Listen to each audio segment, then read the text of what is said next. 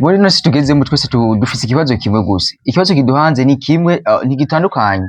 Oya, nica kibazo kimwe cyo kuvuga ngo turondera amahera tugire nte turakenye ibintu nk'ivyo, ariko ikibazo gihari si uko dukenye. Reka ndakubwira impamvu ikibazo gihari atari uko dukenye.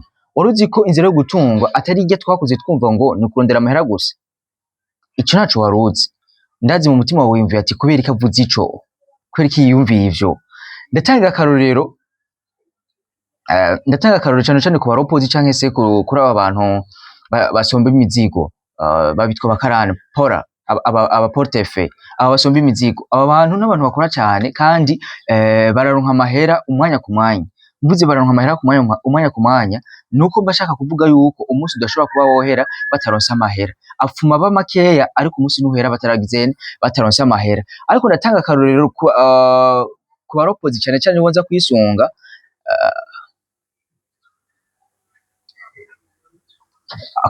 nda kwisunga ku baropozi naka kajanye n'ukuntu baronka amafaranga. Uburyo baronka amafaranga aba ari uburyo bataba bitezemo, baba bafise ni uburyo bwabo nyene nk'ubw'abakomersi, aba bantu badasanzwe badandaza, kuko no kuba umuropozi ni commerce. Uraropora, uheje kuropora ivyo waropoye ukagirane ukabidandaza. Rero udafise uburyo bwo kubidandaza canke se udafise inzira yo kubidandaza, ntushobora kuba woronka ayo mafaranga turiko turavuga.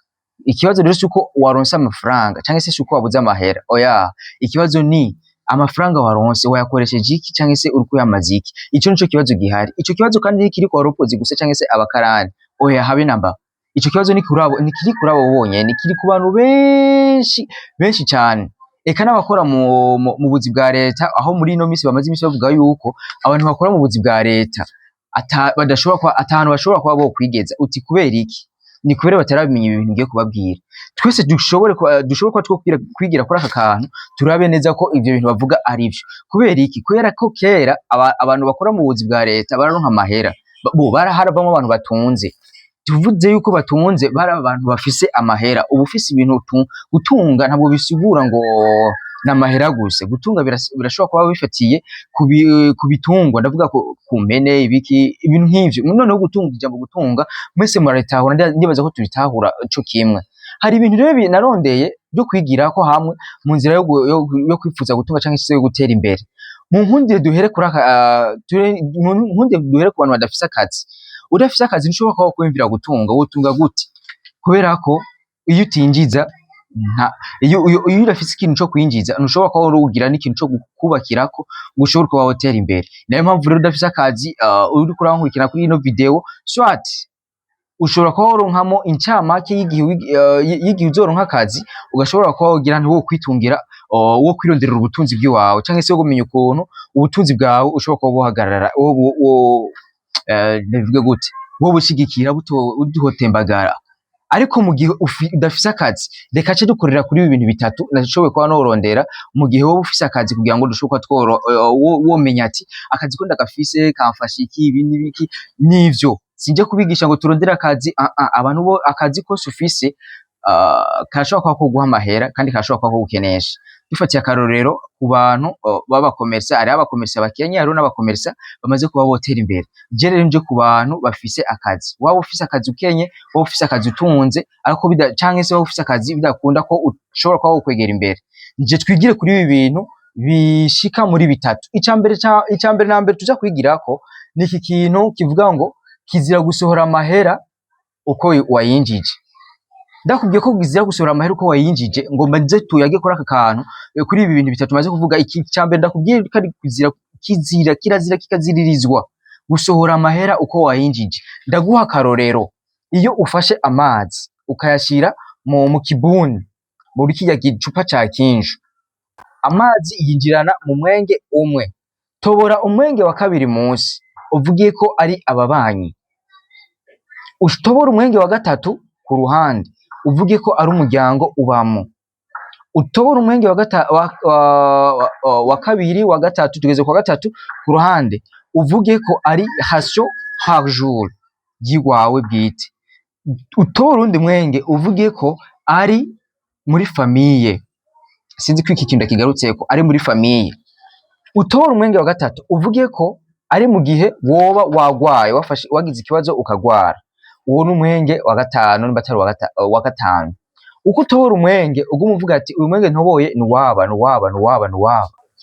Tuvuge ko ku munsi watoboye imyenge ishika muri 5, none namba waronse ibihumbi 10, uronka ibihumbi 10 ku munsi, dufate ko ariyo mahera uronka ku munsi wakuyemo ibyo gufungura by'iwawe bwite, ukacukuramo ayo mafaranga ndakubwiye y'ababanyi, ugakuramo amafaranga yo muri famiye, ugakuramo ya mahera y'ubugwaragwara dukutana bwa buri munsi, canke se nambura wubatse ibintu nk'ivyo.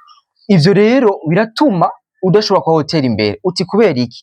Plus winjiza amahera menshi ari nako yasohora, bigutera kudapanga imigambi yo kwiteza imbere kubera ko ububona atamahera ufise canke se uwinjiza umwanya ku mwanya nkuko uvyifuza. Turaja ku kintu kigira kabiri. Ku kintu kigira kabiri nukumenya neza ko umuhinga yifuza gutunga amenya ko ari umarana amahera umwanya munini mu ntoki. Iyo mvuze umarana amahera umwanya munini mu ntoki, ndavuga kuyakinisha mu bizana ayandi mahera.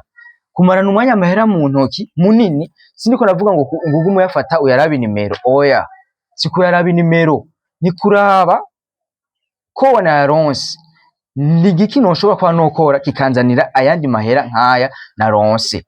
Ico nico ndiko ndavuga, yani kumarana umwanya munini amahera mu ntoki bisigura kuyakoresha imigambi, bisigura kuyakoresha ikintu kiguma kizana ayandi mahera.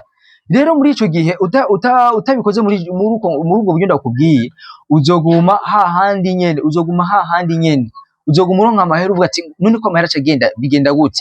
Nuko waronse amahera n'ivyo koko wabonye n'inzira yajemo, kandi iyo nzira niyo wifuza kuzokwama uyacishamo kugira ngo wibaza ko uzotera imbere muri iyo nzira uzoguma uyacishamo. Oya, ntushobora kwa hoteli imbere.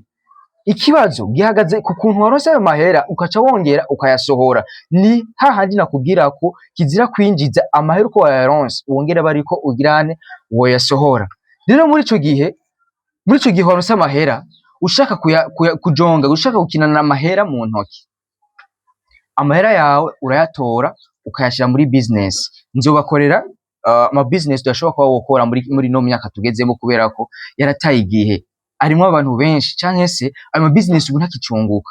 Kuri video ikurikira niho nzogarukana kuri ico kintu cy'ukuntu utashobora kuba gukora business yariyo yose umanzi ukiga. Hari abantu bashobora gukora biyumvira ngo naronse amahera, ngo nabonye nakayoroye inkoko kandi biramuha amahera ibiki nibiki, canke nakaradandaza ibirato, canke nakaradandaza impunzu, nakakora iki niki nawe bimuha amahera. Non, ce n'est pas ça.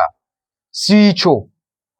Hari ikintu bitwa étude de marché. Ku bantu batariko barakora ama formation muri entrepreneuria bariko barahomba cyane, ariko ikintu bitwa étude de marché ukamenya ati akilo projet, uyu mugambi ni wande, niba ndiwe zonshorera, nzowukorera hehe, nzowukora gute, nzowukoresha iki. Sinzi ko ibi bintu mubitahura, sinzi ko ivyo bintu mubitahura nkuko ndiko ndabivuga abantu b'Imana. Kandi nk'ahari abantu bariko barankurikirana batakora subscribe bifuza gutunga, babona ndiko ndababera aba mentor, ndiko ndababera aba coach. Buriya ushaka kuja mu nzira yo gutunga nuko akantu hagashizemo ngaha muri ibi bintu bitatu. Mu nzira yo gutunga uyaga n'abantu muhuje ivyiyumviro canke se muhuje inzira, muhuje umugambi, nuko mujana hamwe. Ntushobora kuba woja kumusaga ufate bisi ya Kamenge, ntibikunda. Ubugiye hehe d'abord udafise purpose y'uri kuraja, ntumenya ko wanashitse. Niyo mpamvu rero ubwiza kugira purpose y'uri kuraja. Kuri ico kintu cyo kumenya yuko amahera yawe ibyo uri kurayakoresha basi bizotuma uyagumana mu ntoki, buriya amahera hari ku isi najya nyene abaye menshi hacaba ikibazo mu gihugu. Rero kuba arajya nyene bigutanga, shaka wiyumvire kubera iki arajya nyene, ariko twese tukaronka amahera dusumisha, buri muryango ukaronka amahera usumisha. Uvyiyumvira ko gute? Ni ya nzira yo kuguma en mouvement, tugumisha amahera en mouvement. Rero ko tugumisha amahera en mouvement biratuma jewe ndayaronka kubera ko waje kunshorera, nujye kayaronka kubera ko namuranguriye, nujye kayaronka kubera ko nakoresheje déplacement yiwe yaraguze imodoka. Sinzi ko mubitahura amahera en mouvement. Ico ni cya kabiri. Sinzi ko ico kintu mwagitahuye. Amahera kugira ngo gume amuvuma kugira mu majambo make no gukora project zizana yandi mahera. Reka dusimbire ku ca gatatu. Ica gatatu gisa n'icoroshe ariko nticoroshe. Yani ntimuza kugitabura muri sasi ndakivuzemo nutashira mu ubwenge wiyumvire. Ica gatatu kiravuga ko iyo umaze kuronka amahera, ivyo bintu bibiri vyatweretse ko twaronse amahera. Rero iyo umaze kuronka amahera, kizira kikaziririzwa gukora ikintu gituma abantu bose babona ko ufise amahera. Uti kubera iki? Ndaguha akarorero mu mafamiye atandukanye. Muri famiye zitandukanye iyo habaye amanama yo gutanga amahera, so hatenera akayagize ikibazo, hariho umuntu agwaye mu muryango, hariho urubanza tugomba gukora mu muryango, hariho abantu bama babona ko aribo baza kubakemurira ibibazo. Iyo rero wishize muri abo bantu bama babona ko baza kubakemurira ibibazo, ndavuga ba bantu bafise amahera muri famiye, muri ico gihe gutera imbere bizokugora. Uzokwa muri wa wundi famiye yawe izokwa kurondera ko amahera atarukundi kurondera ko amahera gusa kurondera ko amahera. Ubwirizwa rero kugira ico kintu kukimenya. Iyo urose amahera canke se uri mu nzira yo gutunga, kizira kwerekana ko uri mu nzira yo gutunga. Mu Kirundi baca bavuga ngo inka iguha amata, kirazira kugira sinzi imigani imigani ntavyonzi, ariko ndazi uwo mugani abaruzi baca bawutahura bamenya n'ico ugira n'ico uvuze. Tureke muri famiye, ushobora kuba uba ahantu bambara neza, ababanyi bambara neza, umugenda n'abantu bambara neza, unaho kubera ko ubona bambara neza uce wifuza kwambara nkabo. No, reka kirazira kwigereranya n'abantu mutanganya ubushobozi. Nivyo ashobora kuba yambara neza kubera ko afise yambaye neza uwo munsi, kubera ko ayo mahera yambaye mwe neza uwo munsi ni amahera yambaye mwe neza uwo munsi ni amahera yabitse. Ndavuga mvuze amahera yabitse ni amahera yategekanyije kwambara. Nawe kubera ko uronse amahera uce wifuza kuba wo kwambara nkawe, kandi wowe amahera yambayemo ni amahera yategekanyije kuva kera, kuva na mbere. Ico rero ubwirizo kugira kucevita. Ica gatatu neza na neza ndakivuze mu ijambo rimwe, kizira kwerekana ko ufise amahera. Nubwo wowe uyafise, gabanya, ca bugufi, itonde. Discipline. Ushaka gutunga, discipline irakenewe. Discipline irakenewe ushaka gutunga. Vyari ibintu bitatu nababwiye, namba w'ukisho nahereyeko nico naharangijeko, genda ubipratique. Nanje ndabipratique.